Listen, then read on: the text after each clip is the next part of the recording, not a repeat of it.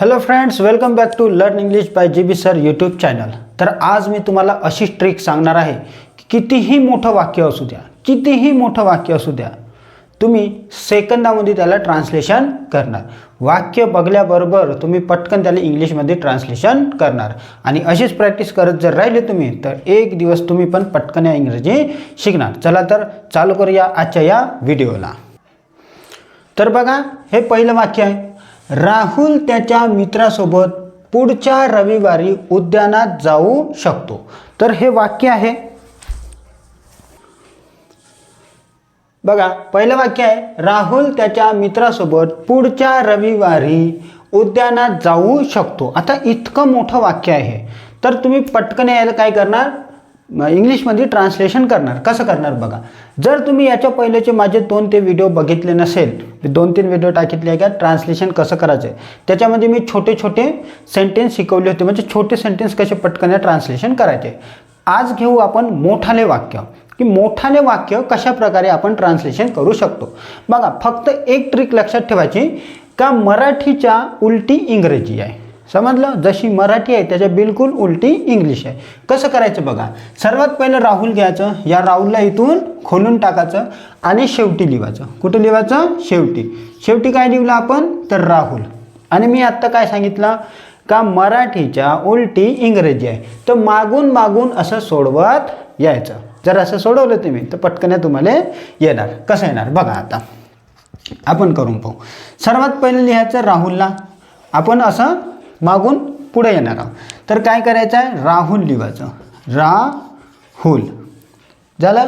राहुल लिहिलं, त्याच्यानंतर शकतो आहे, तर शकतोले म्हणतात कॅन, राहुल कॅन जाऊ शकतो। जाण्याले काय म्हणते तर गो म्हणते। कुठं चालला तर उद्यानामध्ये चालला। आता उद्यानाला 2 शब्द आहे, गार्डन पण आहे आणि पार्क पण आहे, तर तुम्हाला जो चांगला वाटते तो तुम्ही वापरू शकता। तो कुठं चालला तो उद्यानात, तर काय करायचं गो टू द गार्डन झालं। मागं मागं आलं, अजून मागं जायचं, इथून पूर्ण असं अजून मागं यायचं। कधी चालला तर पुढच्या रविवारी, बघा रविवारी पण कोणत्या, पुढच्या रविवारी। तर काय करायचं next Sunday, next Sunday, yes capital लिहायचा स्मॉल झाला, संडे, नेक्स्ट संडे। कोणासोबत तर मित्रासोबत, कोणासोबत चालला मित्रासोबत, पण कोणाच्या मित्रासोबत तर त्याच्या मित्रासोबत। मग काय करायचं त्याच्या मित्रासोबत, म्हणजे तर विथ हिज फ्रेंड झालं। अशा प्रकारे तुम्हाला काय करायचं आहे, कितीही मोठं वाक्य असू द्या तुम्ही पटकन ट्रान्सलेशन करायचं। आता मला सांगा, जर याचंच नेगेटिव्ह करायचं असेल तर काय करायचं आहे, कॅन झाल्यावर नॉट टाकायचं। कसं करायचं, Rahul can not go to the garden next Sunday with his friend, असं तुम्ही नेगेटिव्ह पण तयार करू शकता। तर असं तुम्हाला काय करायचं आहे, ट्रान्सलेशन करायचं आहे। मग तुम्ही कसं करू शकता, राहुलच्या जागी श्याम टाका, राम टाका, अरुण टाका, तरुण टाका, असे नावं टाकू टाकू काय करायचं आहे तुम्हाला ट्रान्सलेशन करायचं आहे, म्हणजे काय होणार तुमची प्रॅक्टिस होणार। चला आता दुसरं सेंटेन्स पाहू। बघा, आता दुसरं वाक्य आहे, राम त्याच्या मित्रासोबत महाविद्यालयात इंग्रजी बोलू शकतो। तर कुठं बोलू शकतो, महाविद्यालयामध्ये। किती मोठं वाक्य असू द्या, घाबरून जायचं काही कारण नाही। काय करायचं आहे, पहिल्याले पकडायचं आणि त्याला मागं फेकून द्यायचं। मग रामला मागं नेला आपण, आणि आत्ताच सांगितलं मी इंग्रजी कशी आहे, मराठीच्या उलटी आहे। मग मागून मागून मागून मागून सोडवत यायचं, मग मागून असं यायचं। तर सर्वात शेवटी कोण आहे, राम आहे, तर सर्वात पहिलं लिहायचं राम।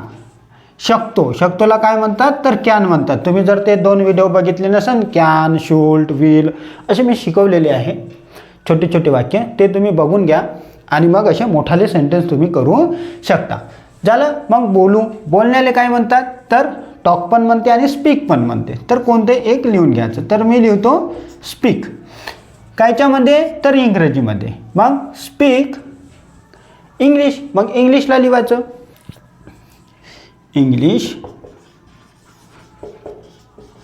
कायच्यामध्ये तर महाविद्यालयामध्ये। आता महाविद्यालयाला इंग्लिशमध्ये काय म्हणतात तर कॉलेज म्हणतात। मग काय करायचं इन कॉलेज, मित्रासोबत. कोणासोबत? मित्रासोबत. पण कोणाच्या? त्याच्या मित्रासोबत. मग त्याच्या मित्रासोबत तर काय करणार? पहिले लिहायचं विथ, त्याच्या, विथ सोबतला विथ आणि हिज फ्रेंड. मग लिहायचं हिज आणि इथं लिहायचं फ्रेंड्स. अशा प्रकारे तुम्ही हे पण वाक्य तयार म्हणजे ट्रान्सलेशन केलेलं आहे. बघा, राम त्याच्या मित्रासोबत महाविद्यालयामध्ये इंग्रजी बोलू शकतो. काय केलं? रामला धरून मागं टाकलं आणि इंग्रजी मराठीच्या कशी आहे? उलटी आहे म्हणून आपण मागून मागून सोडवत आणलं. रामच्या जागी राम, शकतोच्या जागी कॅन, बोलण्याच्या जागी स्पीक, इंग्लिशच्या जागी इंग्लिश, महाविद्यालयात तर इन कॉलेज, मित्रासोबत, सोबतसाठी विथ, मित्र त्याच्यासोबत हिज आणि मित्रासाठी फ्रेंड्स. तर अशा प्रकारे तुम्ही काय करायचं आहे? ट्रान्सलेशन करायचं आहे. मग आता याचंच निगेटिव्ह करायचं असेल तर काही नाही करायचं आहे, फक्त कॅन झाल्यावर नॉट टाकायचं. Ram can not speak English in college with his friend. अशा प्रकारे तुम्ही काय करायचं आहे? ट्रान्सलेशन करायचं आहे. मग रामच्या जागी तुम्ही खूप सारे नावं टाकू खूप सारे सेंटेन्स बनवू शकता आणि असे सेंटेन्स बनवू काय करायचे? तुम्हाला प्रॅक्टिस करायची आहे. चला लिहून घ्या. बघा आता तिसरं वाक्य आहे. राजू पुढच्या महिन्यात त्याच्या मित्रासोबत रविवारी सकाळी मैदानावर क्रिकेट खेळू शकतो. तुम्ही म्हणाल इतकं मोठं वाक्य काय होते? मग किती मोठं वाक्य असू द्या. आत्ताच मी सांगितलं आहे. काय सांगितलं आहे? की मराठीच्या उलटी इंग्रजी असते. मग काय करायचं? राजूला काढायचं. हा राजू आहे, या राजूला काय करायचं? मागं लावायचं आणि जसं राजूला मागं लावलं तसं वाक्य कसं होणार? उलटं उलटं उलटं उलटं उलटं उलटं लिहत आणायचं. मग सांगा, राजूसाठी राजूच राहणार, राजू काही बदलणार नाही. शकतोला म्हणतात कॅन, तर इथं लिहिणार कॅन. खेळण्याला म्हणतात प्ले, तर मी इथं लिहितो प्ले. काय खेळताय? तर क्रिकेट खेळताय, तर मग इथं लिहितो मी क्रिकेट. कुठं खेळत आहे? तर मैदानावर खेळताय. मग मैदानावर काय म्हणतात? On the ground, on the ground. मग मैदानावर झाल्यावर असं उलटं उलटं उलटं उलटं यायचं. कधी? तर रविवारी सकाळी, तर ऑन संडे मॉर्निंग. रविवारी सकाळी, रविवारी पहिलं रविवारला लिहायचं मग सकाळला. तर ऑन संडे, संडेचा यस मोठा कॅपिटल, ह्या छोटासा आहे कॅनचा सी. हां, संडे मॉर्निंग, तर इथं लिहायचं मॉर्निंग. बघा, मॉर्निंग रविवारी सकाळी. मग मित्रासोबत, तर मग इथं लिहायचं विथ. कोणाच्या मित्रासोबत? तर त्याच्या, हिज फ्रेंड. हां, त्याच्या. कधी? तर पुढच्या महिन्यात, तर इथं लिहायचं नेक्स्ट आणि लास्टमध्ये लिहायचं मंथ. अशा प्रकारे काय करायचं आपल्याला? कितीही मोठं वाक्य असू द्या, किती पटकन केलं का नाही आपण, तर असं तुम्हाला काय करायचं आहे? ट्रान्सलेशन करायचं आहे. मग याच्या जागी तुम्ही राजूच्या जागी श्याम टाका, बाबूराव टाका आणि असे करू तुम्ही काय करा? सेंटेन्स तयार करा. मग हेच निगेटिव्ह करायचं नंतर काय करायचं? इथं फक्त नॉट टाकायचं. मग कसं होणार? Raju can not play cricket on the ground on Sunday morning with his friend next month. अशा प्रकारे तुम्ही तयार करू शकता. बघा, पाचवं वाक्य आहे. राजूने त्याच्या मित्रासोबत पुढच्या रविवारी 4 वाजता मैदानावर क्रिकेट खेळली पाहिजे. तर हे एक वाक्य आहे. आता याचं ट्रान्सलेशन कसं करायचं बघा. तर काय करायचं आहे? राजूने, या राजूला खोलायचं आणि काय करायचं? मागं टाकायचं. राजूने किंवा राजू एकच होते, समजला. मग इंग्रजी कशी आहे? उलटी आहे, मराठीच्या उलटी. मग राजूने, तर राजू सर्वात पुढं लिहायचं राजू. झालं, राजू लिहिलं. मग बघा, उलटं यायचं. मग पाहिजेसाठी काय म्हणतात? त्या दिवशी शिकवलं होतं, तर शूट म्हणतात, तर इथं लिहायचं शूट. झालं. मग खेळण्यासाठी काय म्हणतात? तर प्ले म्हणतात. काय खेळत आहे? तर क्रिकेट, तर इथं लिहायचं क्रिकेट. कायच्यावर खेळताय? इन द ग्राउंड, तर इथं लिहायचं इन द. मैदानावर, सॉरी वर आहे, तर इथं लिहायचं ऑन. वरसाठी ऑन असते, तर ऑन द ग्राउंड. झालं. कधी? तर 4 वाजता, तिथं लिहायचं ॲट o'clock. मग कधी, तर पुढच्या रविवारी. तर काय लिहायचं, नेक्स्ट संडे. कोणासोबत, तर मित्रासोबत. कोणाच्या, तर त्याच्या. तर लिहायचं विथ हिज फ्रेंड्स. झालं.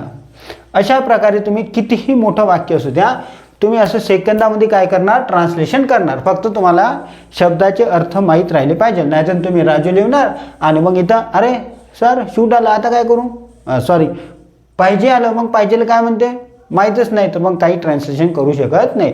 त्यासाठी तुम्हाला शब्द माहीत पाहिजे. आणि शब्दासाठी मी भरपूर असे व्हिडिओ बनवून ठेवलेले आहे, ते तुम्ही जाऊन पाहू शकता. खूप सारे शब्दावर मी व्हिडिओ बनवून ठेवलेले आहे. तर अशा प्रकारे तुम्ही Raju should play cricket on the ground at 4 o'clock next Sunday with his friend.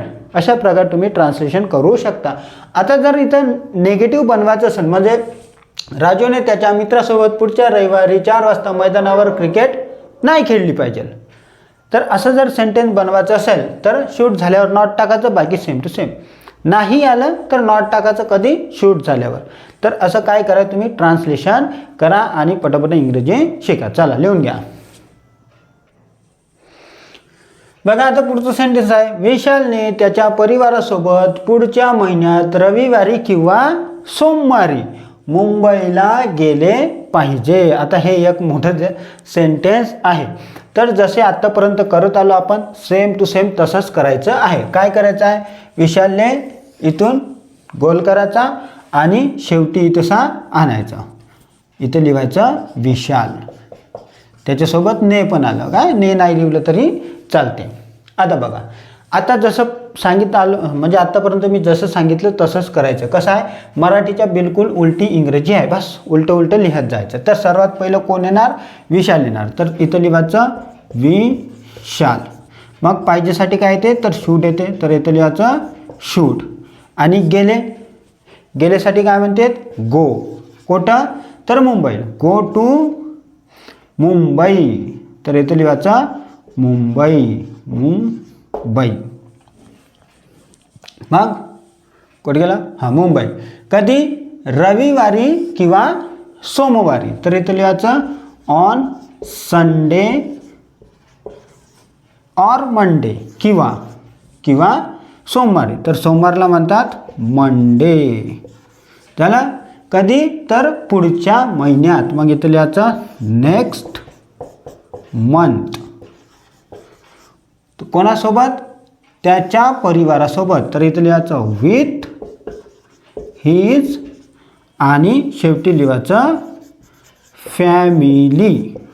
झालं. अशा प्रकारे तुम्ही ट्रान्सलेशन करायचं. कसं होणार, Vishal should go to Mumbai on Sunday or Monday next month with his family. तर अशा प्रकारे तुम्ही काय करायचं, सेंटेन्स बनवायचा. आता यालाच नेगेटिव्ह बनवायचं असेल तर शूट झाल्यावर नॉट टाकायचं. Vishal should not go to Mumbai on Sunday or Monday next month with his family. अशा प्रकारे तुम्ही नेगेटिव्ह पण बनवू शकता. तर अशा प्रकारे इथं विशालच्या जागी दुसरं नाव टाका. काय म्हणते, पुन्हा पुढच्या महिन्याच्या जागी पुढच्या वर्षी करा. समजलं. अजून परिवाराच्या जागी मित्र करा, मित्रासोबत करा. मुंबईच्या जागी दिल्ली करा, कोलकाता करा, बँगलोर करा, किंवा तुमचं आवडीचं ठिकाण तिथं टाका. आणि असे करू तुम्हाला काय करायचं आहे, ट्रान्सलेशन करायचं आहे. तर ही ट्रिक तुम्हाला कशी वाटली तुम्ही कमेंटमध्ये नक्की मला सांगा. व्हिडिओ आवडल्यास लाईक करा, नवीन असाल तर चॅनलला सबस्क्राईब करा. आता भेटूया पुढच्या व्हिडिओमध्ये. तोपर्यंत तुम्ही प्रॅक्टिस करा.